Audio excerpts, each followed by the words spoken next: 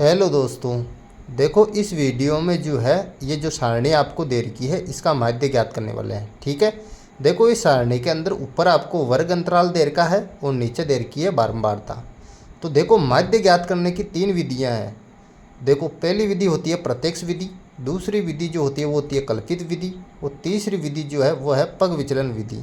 तो इस वीडियो में जो है हम यूज करने वाले हैं कल्पित विधि। ठीक है, अब देखो कल्पित विधि से माध्य ज्ञात करने का सूत्र क्या होता है। देखो मैं यहाँ पर लिख देता हूँ।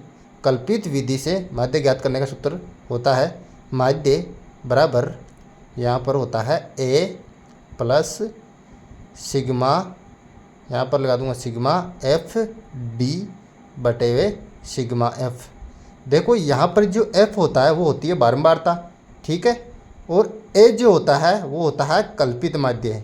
देखो कल्पित माध्य कहाँ से चुना जाता है, ये वर्ग चिन्ह में से जो आंकड़े आते हैं उनमें से आप जो है कोई सा भी आंकड़ा चुन सकते हो वैसे तो, लेकिन आप बीच वाला आंकड़ा चुनोगे तो ज़्यादा उचित रहेगा। ठीक है, तो जो वर्ग चिन्ह आता है उसमें जो आंकड़े आते हैं उनमें से बीच वाला आंकड़ा आप चुन लो। ठीक है, तो ये होता है एक कल्पित माध्य। ठीक है, और डी होता है विचलन। देखो डी का जो सूत्र होता है यानी कि विचलन का जो सूत्र होता है वो होता है यानी कि आप जो है एक्स यानी कि वर्ग चिन्ह में से घटा दो ए यानी कि कल्पित माध्य घटा दो। ठीक है, तो ऐसे जो है डी ज्ञात कर लेंगे हम। तो ये माध्य का जो सूत्र है कल्पित विधि से, तो ये आपको याद होना चाहिए। तो चलो ये जो सारणी आपको दे रखी है इसका जो है माध्य ज्ञात करते हैं। अब देखो यहाँ पर लिख लेता हूँ मैं हल और नीचे एक सारणी बना लूँगा और इस सारणी में पहले लिखूँगा यहाँ पर वर्ग अंतराल। ठीक है, फिर लिखूँगा यहाँ पर बारंबारता और बारंबारता को एफ से दर्शाते हैं। ठीक है, अब देखो वर्ग अंतराल के नीचे लिखूंगा वर्ग अंतराल। देखो वर्ग अंतराल दे रखा है आपको 10 से 25, 25 से यहाँ पर जो है 40, 40 से 55, फिर जो है 55 से दे रखा है आपको 70, फिर 70 से आपको दे रखा है यहाँ पर 85, फिर 85 से दे रखा है आपको 100 और बारंबारता में दे रखा है 2, 3, 7, 6, 6 और 6। इस प्रकार से जो है वर्ग अंतराल और बारंबारता को आपको उतार लेना है। अब देखो हम ज्ञात करेंगे वर्ग चिन्ह। वर्ग चिन्ह को एक से दर्शाते हैं। देखो वर्ग चिन्ह कैसे ज्ञात करते हैं। देखो पहला वर्ग अंतराल दे रखा है आपको 10 से 25। ठीक है, देखो वर्ग चिन्ह का सूत्र मैंने बताया था आपको क्या होता है कि निचली वर्ग सीमा प्लस ऊपरी वर्ग सीमा बटे हुए 2। तो आपको क्या करना है, ये जो वर्ग अंतराल दे रखा है 10 से 25, इसके अंदर ऊपरी वर्ग सीमा तो 25 है और निचली जो वर्ग सीमा है वह 10 है।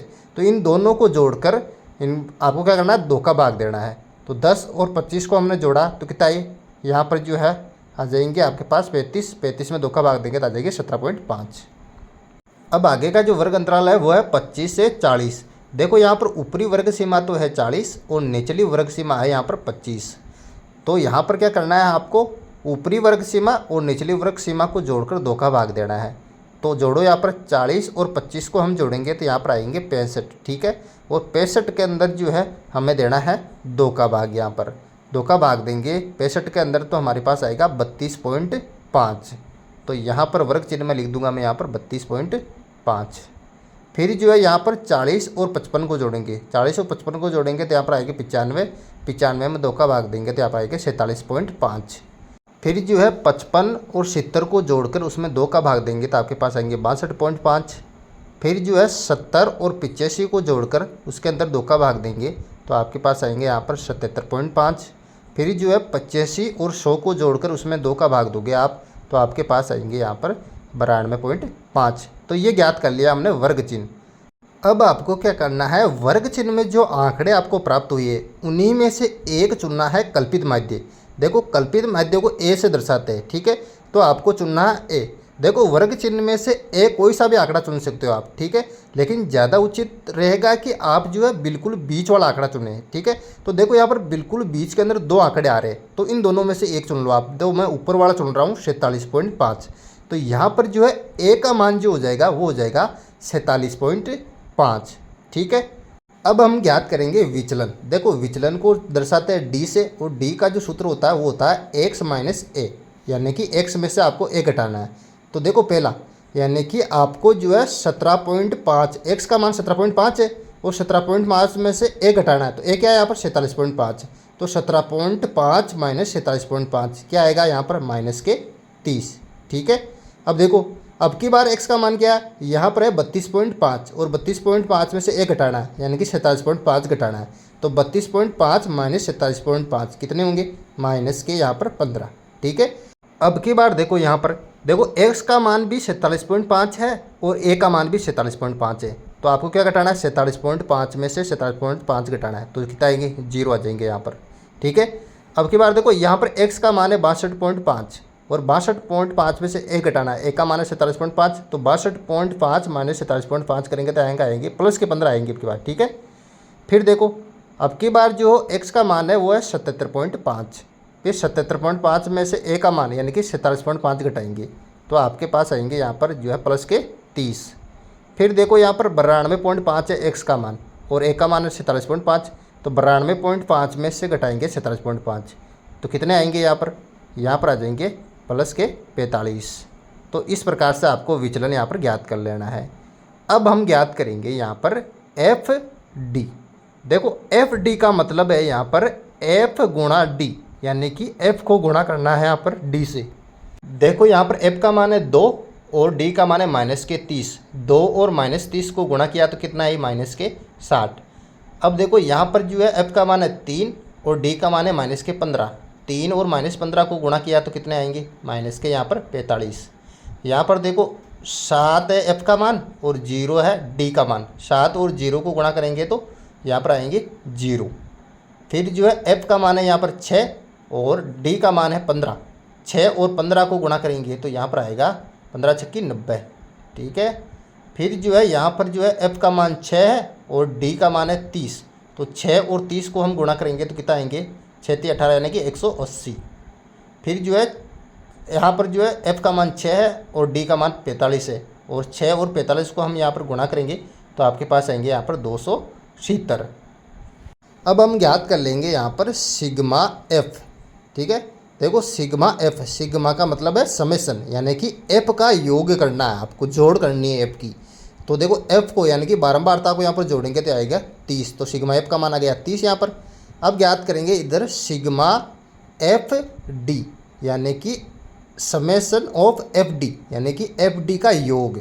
देखो आपको यहाँ पर क्या करना है, पहले माइनस की संख्या को जोड़ लेना है। देखो माइनस की संख्या को जोड़ो पहले, माइनस के 60 और माइनस के 45 कितना है यहाँ पर, माइनस के 60 और माइनस के 45 को जोड़ूंगा तो यहाँ पर आएंगे माइनस के 105। ठीक है, और अब प्लस की संख्या को जोड़ो, प्लस की संख्या 90, 180 और 270 को जोड़ो।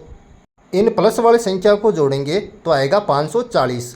अब आपको क्या करना है, प्लस वाली संख्या में से माइनस वाली घटा दो। 540 में से माइनस कर दूंगा 105 यहाँ पर।